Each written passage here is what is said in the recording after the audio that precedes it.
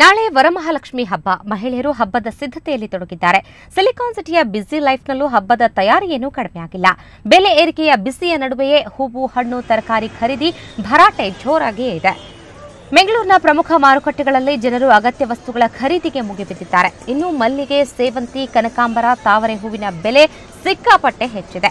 ಇದಕ್ಕೆ ಹಣ್ಣು, ತರಕಾರಿ ಬೆಲೆಯೂ ಪೈಪೋಟಿ ನೀಡುತ್ತಿದೆ. ಮಲ್ಲಿಗೆ ಹೂವು ಕೆಜಿಗೆ 120 ರೂಪಾಯಿ, ಕಾಕಡ 80 ರೂಪಾಯಿ, ಸೇವಂತಿ 100 ರೂಪಾಯಿ, ಕನಕಾಂಬರ 160, ತಾವರೆ 40 ರೂಪಾಯಿ ಹಾಗೂ ತುಳಸಿ 40 ರೂಪಾಯಿ ಇದೆ. ಬಾಳೆಕಂದು ಜೋಡಿಗೆ 120 ರೂಪಾಯಿಗೆ ಏರಿದೆ. ಮಲ್ಲೇಶ್ವರಂ ಮಾರ್ಕೆಟ್ನಲ್ಲಿ ಹಬ್ಬದ ಕಳೆ ಮೂಡಿದ್ದು ಜನದಟ್ಟಣೆಯೂ ಹೆಚ್ಚಿದೆ.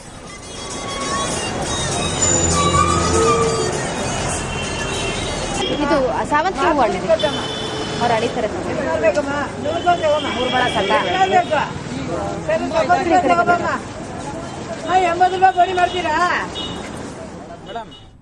ಈ ಬಗ್ಗೆ ಮತ್ತಷ್ಟು ಮಾಹಿತಿ ನೀಡಲು ನಮ್ಮ ಪ್ರತಿನಿಧಿ ರಕ್ಷಾ ನಮ್ಮ ಜೊತೆ ನೇರ ಸಂಪರ್ಕದಲ್ಲಿದ್ದಾರೆ. ರಕ್ಷಾ, ಹಬ್ಬಗಳ ಸಂಭ್ರಮದ ಜೊತೆಗೆ ಬೆಲೆ ಏರಿಕೆಯ ಬರೆ ಇದ್ದೇ ಇರುತ್ತೆ. ಈ ಬಾರಿ ಹೇಗಿದೆ ಹೂ, ಹಣ್ಣು, ಪೂಜಾ ಸಾಮಗ್ರಿಗಳ ಬೆಲೆ ಜೊತೆಗೆ ಇದಕ್ಕೆ ಮಹಿಳೆಯರು ಏನ್ ಹೇಳ್ತಿದ್ದಾರೆ?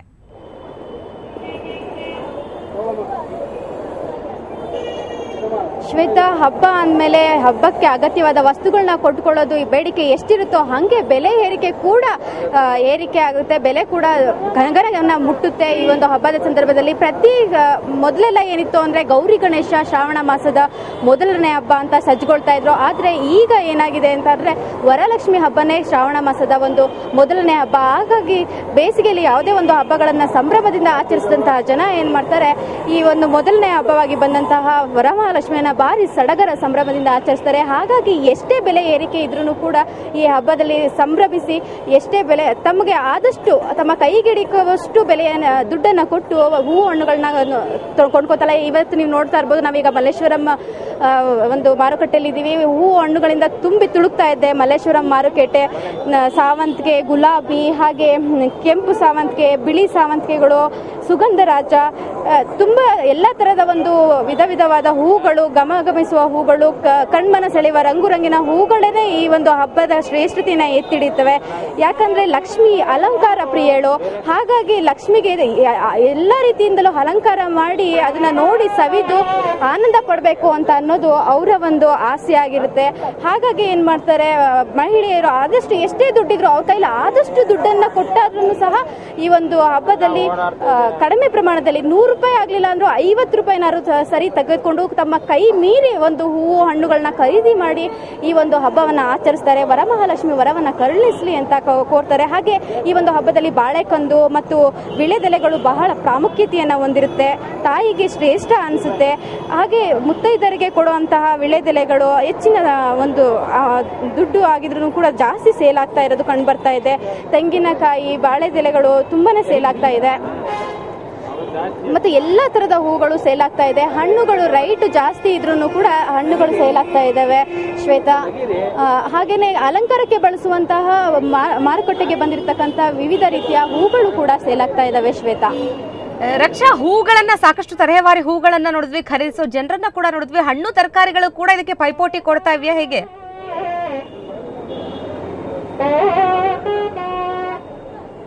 ಹೌದು, ಹಣ್ಣು ತರಕಾರಿಗಳು ಕೂಡ ಪೈಪೋಟಿ ಕೊಡ್ತಿದ್ದಾವೆ. ಎಲ್ಲದಕ್ಕಿಂತ ಹೆಚ್ಚಾಗಿ ಎಲ್ಲಾ ರೀತಿಯ ಹಣ್ಣುಗಳನ್ನ ಇಟ್ಟು ಪೂಜೆಯನ್ನ ಮಾಡಬೇಕು ಅನ್ನುವಂಥದ್ದು ಪ್ರತಿಯೊಬ್ಬರ ಆಸೆ ಆಗಿರುತ್ತೆ. ಈಗ ಈ ಒಂದು ವರಮಹಾಲಕ್ಷ್ಮಿ ಬ್ಯಾಂಗ್ಳೂರಿನಲ್ಲಂತೂ ಫ್ಯಾಷನ್ ಹಾಗೂ ವೈಭವವನ್ನ, ಆಡಂಬರವನ್ನ ಪ್ರದರ್ಶಿಸುವಂತಹ ಒಂದು ಹಬ್ಬವಾಗಿ ಮಾರ್ಪಾಡಾಗಿದೆ ಅಂತಾನೆ ಹೇಳ್ಬೋದು.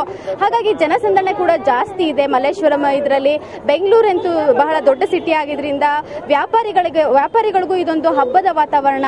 ಆಷಾಢದಲ್ಲಿ ಯಾವುದೇ ರೀತಿಯ ವ್ಯಾಪಾರ ಇಲ್ದನೆ ಪರದಾಡ್ತಿದ್ದಂತಹ ವ್ಯಾಪಾರಿಗಳಿಗೆ ಇದೊಂದು ಸದಾವಕಾಶ ಅಂತಾನೆ ಹೇಳ್ಬೋದು. ಬನ್ನಿ, ನಮ್ಮ ಜೊತೆ ವ್ಯಾಪಾರಿಗಳಿದ್ದಾರೆ. ವ್ಯಾಪಾರ ಹೇಗೆ ನಡೀತಿದೆ ಅಂತ ಹೇಳಿ ಕೇಳೋಣ.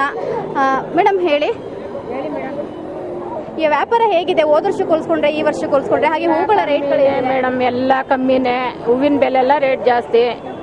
ಜೀವನ ಮಾಡ್ಲೇಬೇಕಲ್ಲ, ಒಂದು 10 ರೂಪಾಯಿ ಸಿಗ್ಲಿ ಅಂತ ನೋಡ್ತೀವಿ ಅಷ್ಟೇನೆ ಪಾಪ ಅವರು. ಮೇಡಮ್, ನೀವು ಏನೆಲ್ಲ ತಂದು ವ್ಯಾಪಾರ ನಡೆಸ್ತಾ ಇದ್ದೀರಾ? ಯಾವ ರೀತಿಯ ಹೂಗಳು ತಂದಿದ್ದೀರಾ? ಎಷ್ಟಕ್ಕೆ ಮಾರಾಟ ಮಾಡ್ತಿದ್ದೀರಾ? ಅಲ್ಲಿ ಮಾರ್ಕೆಟಲ್ಲಿ ಬಂದು 150, ನಾವು 200 ಹೇಳ್ತೀವಿ, 180ಗೆ ಹಾಕೊಡ್ತೀವಿ. ನಮ್ಗೆಲ್ಲ 1 kg ಫುಲ್ ಕೊಡೋದೇ ಇಲ್ಲ, ಅಲ್ಲಿ 3/4 kgನ ಕೊಡೋದು. ಓಕೆ, ಕೇಳಿದ್ರೆ ವ್ಯಾಪಾರಿಗಳು ಈ ರೀತಿ ಆದ್ರೆ ಈ ಒಂದು ಗ್ರಾಹಕರು ಪೂರ್ತಿಯಾಗಿ ಬ್ಯುಸಿ ಆಗಿದ್ದಾರೆ. ಅವ್ರಿಗೆ ಒಂದ್ ಕಡೆ ಸಡಗರ ಸಂಭ್ರಮ ಆದ್ರೆ ವರಲಕ್ಷ್ಮಿದು, ಮತ್ತೊಂದು ಕಡೆ ಸಂಪೂರ್ಣವಾಗಿ ಏನೆಲ್ಲ ತಗೋಬೇಕು ತಾಯಿಗೆ ಅಂತ ಒಂದು ಸ್ಕೆಚ್ ಹಾಕೊಂಡು ಬಂದಿರ್ತಾರೆ. ಅದ್ರ ಪ್ರಕಾರ ಇದು ಸಿಕ್ಕಿಲ್ಲ ಅದು ಸಿಕ್ಕಿಲ್ಲ, ಕಣ್ಣಿಗೆ ಕಂಡಿದ್ನೆಲ್ಲ ತಗೊಂತಾರೆ. 500 ರೂಪಾಯಿ 1000 ರೂಪಾಯಿ ಲೆಕ್ಕಕ್ಕೆ ಇಲ್ಲ. ಕೆಲವರು 10,000ವರೆಗೂ ಹಬ್ಬವನ್ನ ಮಾಡಿದ್ರೆ, ಕೆಲವರು ಲಕ್ಷಾಂತರ ರೂಪಾಯಿ ಖರ್ಚು ಮಾಡಿ ಹಬ್ಬವನ್ನ ಮಾಡ್ತಾರೆ. ಒಟ್ಟಿನಲ್ಲಿ ವರಮಹಾಲಕ್ಷ್ಮಿ ಆಡಂಬರವನ್ನ ಪ್ರದರ್ಶಿಸೋ ಹಬ್ಬ ಆಗೋದ್ರ ಜೊತೆಲಿ ಫ್ಯಾಷನ್ ಕೂಡ ಆಗಿದೆ ಶ್ವೇತಾ.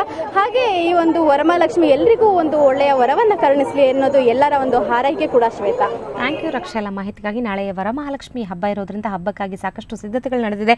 ಬೆಲೆ ಏರಿಕೆಯ ಬರೆ ಇದ್ರೇನಂತೆ ಹಬ್ಬ ಆಚರಿಸೋದನ್ನ ಬಿಡೋಕ್ಕಾಗೋದಿಲ್ಲ. ಹೀಗಾಗಿ ಮಹಿಳೆಯರು ಉತ್ಸಾಹದಿಂದಲೇ ಹಬ್ಬಕ್ಕೆ ಸಿದ್ಧತೆಯನ್ನು ನಡೆಸಿದ್ದಾರೆ.